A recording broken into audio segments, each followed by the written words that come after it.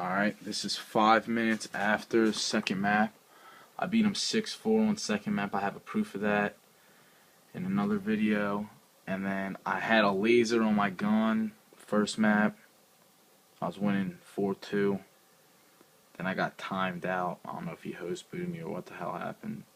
So it doesn't normally happen. And then second map, I go up 5-3.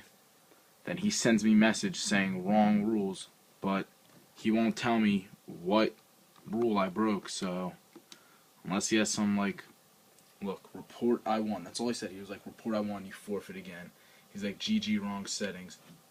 But he wouldn't tell me what settings. Look, there's nothing in here saying what setting I got wrong. Nothing. And then he just deleted me. His name was Star Snipes.